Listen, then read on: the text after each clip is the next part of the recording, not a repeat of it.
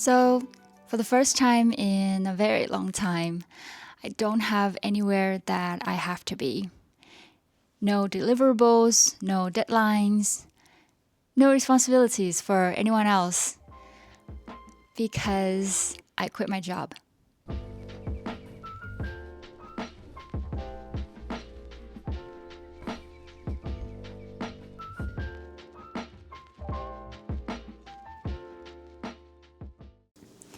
This is a cool one. It's like a snowball. This one is from Shanghai Astronomy Museum. My last corporate job was in Shanghai.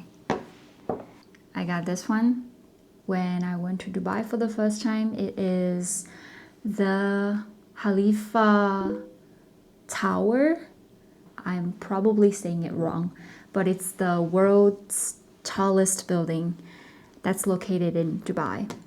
What else? This is a special one. I went to Palma Mallorca for the first time in 2019. Company sent me. I stayed there for 2 weeks. When I was there, for some reason, I didn't get myself a magnet.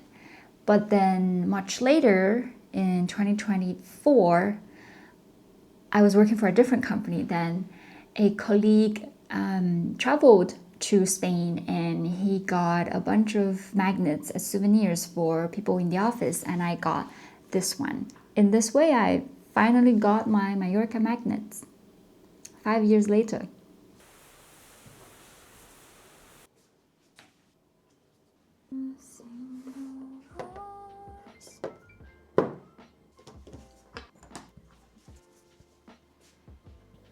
I just realized a lot of places that I've traveled to abroad were because of jobs on business trips.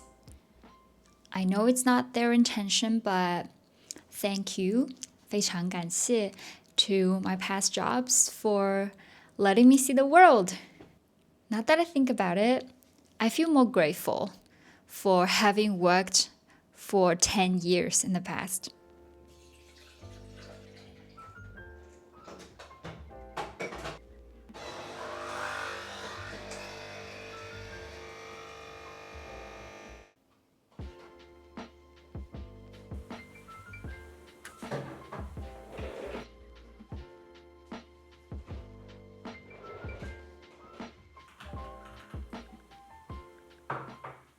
Alright, so on the surface, what I had was a good job.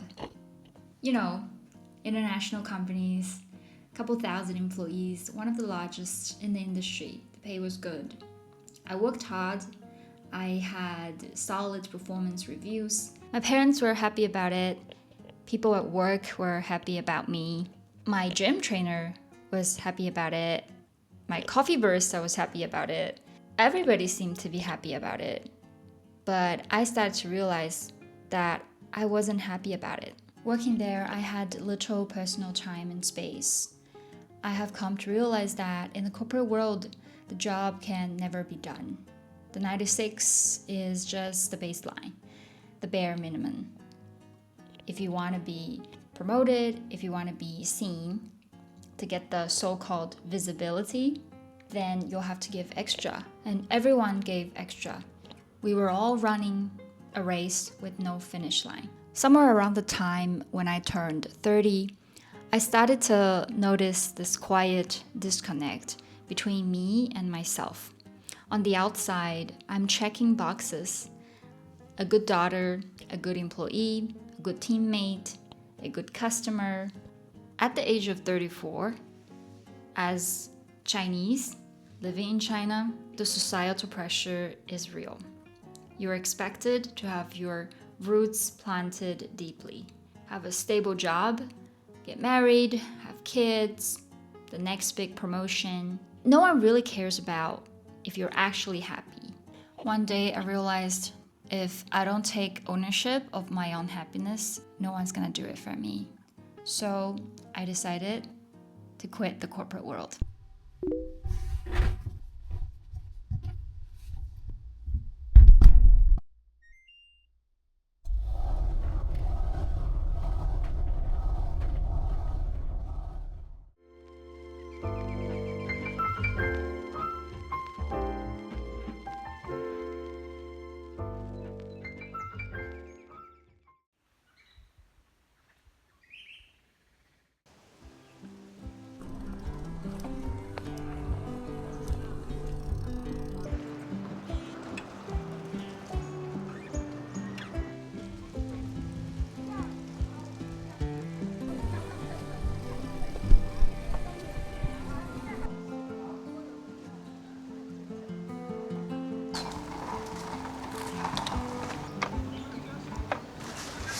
I've always wanted to ride a bike. When I was little, I started out like everyone else with those little training wheels. I remember paddling around near my parents' house. But then when the time came to remove those training wheels, I couldn't find my balance. And my mom got super worried, so they eventually just took the bike away from me. Growing up, I always felt jealous of my friends who can ride their bikes. They looked so free, like they can go anywhere they want. So I've always had this deep itch to learn, but somehow I never had an opportunity. Fast forward to 2023, I finally got the chance. I had the time, I borrowed a bike from a neighbor. My dad taught me how to ride it. I finally got the hang of it. I was able to ride it on my day one. Until I fell very badly. I broke a bone. It was quite serious. I remember having to take painkillers to get through the nights. I was stuck at home for 3 months, and to fully recover, it took even longer. I guess that's the moment when I truly learned that we were gifted with our bodies and we own it the opportunity to explore, to feel, and to experience. And so in 2025, I tried it again. This time, I bought myself a new bike. My first ever bike. I bought protection gear. I tell myself to be careful every time I go out. And now, I can finally ride a bike.